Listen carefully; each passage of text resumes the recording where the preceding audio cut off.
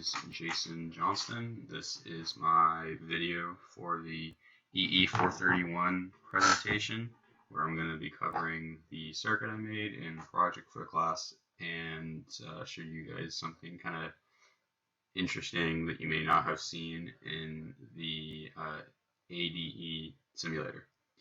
So to start, my project was to create a dynamically offset canceled op amp. Some background that's kind of needed to understand why you want to do that. On any op amp, there's something called the input offset voltage, and what that is it's a difference in the voltage between the the inverting and the non-inverting terminals of an op amp. This can be anywhere in like the millivolt range. For really good op amps, it can be down to low microvolts. I think for general purpose, it's pretty close to 5 millivolts. And what that can do is it can introduce an error into the output, which for some applications, that voltage level may not be within tolerance. So one way you can get rid of that is to dynamically offset cancel a op amp. These are slides that I have found from the engineering department at Penn State. They were really useful when I was building this, and so I'm going to take you guys through a portion of this. And so, like I said, this is why you'd want to do this technique. And what's interesting is that this technique has typically been implemented in a discrete fashion. So typically this wasn't something you'd see integrated on chip.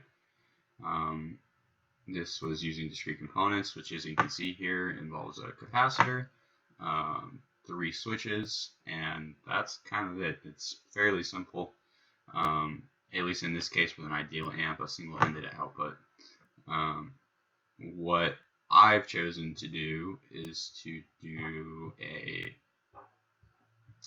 differential output amplifier, which you can see here, which is very similar. You have essentially the same switches except on each input and each output, as well as 2 capacitors. Now, what's happening here is when, and before I do that, so the switches, one is CK, so meaning it's closed on one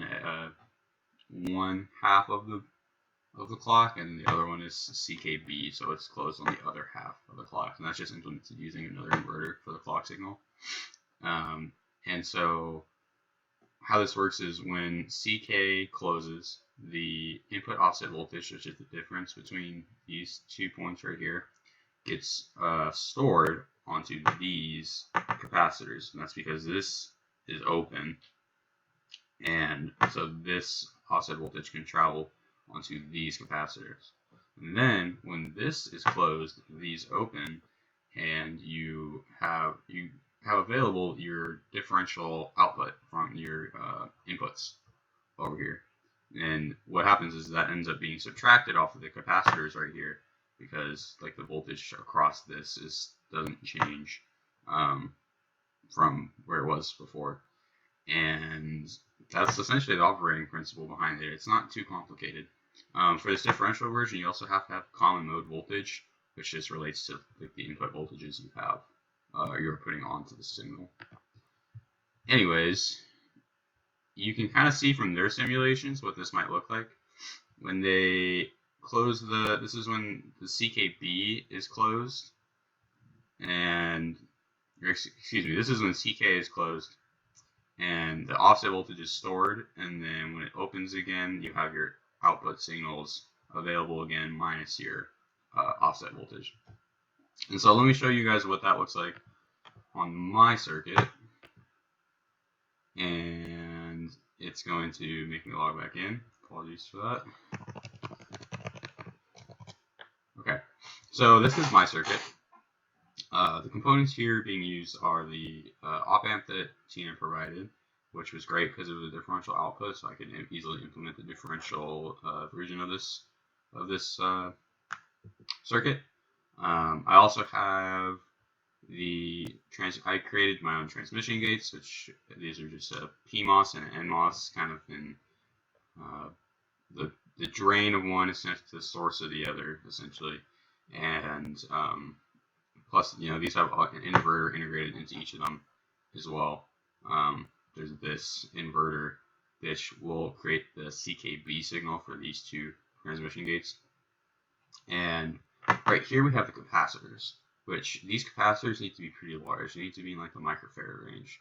So what I ended up doing, instead of leaving those integrated and trying to put those on chip, is I created a new circuit which has all the pin connections, including ones for the capacitors. So you can see here there's a capacitor N and an out N, so you put one capacitor across. Same thing here. And then there's also like two input signals. There's a control signal input. You have an input for the common mode voltage, and yeah, plus power and ground. So those would be all the pins that would be used. That basically describes my circuit. It's fairly simple. It's pretty easy to use. The simulations work okay. There's another method where you can isolate the capacitances from the from some of this like these switches here, which can like reduce the noise on them and kind of get you a cleaner transition. But for proof of concept, it works pretty well.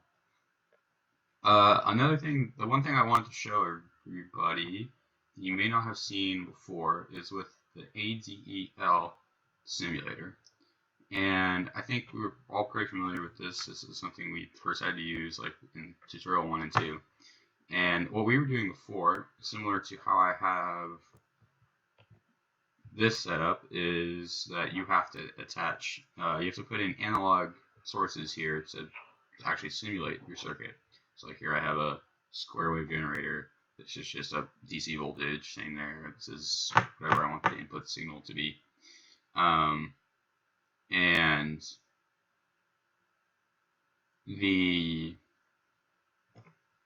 so what the new thing is that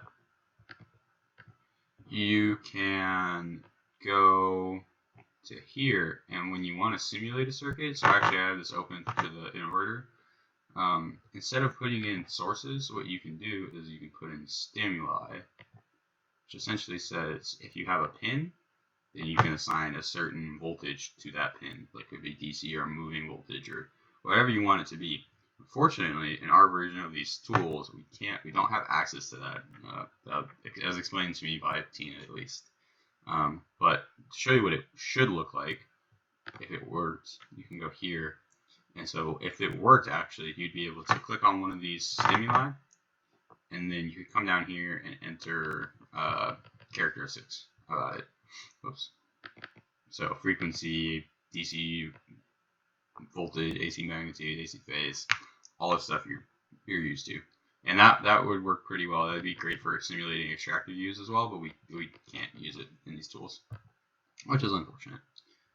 Anyways, that's all I wanted to show everybody. Thank you for watching the video, and have a good day.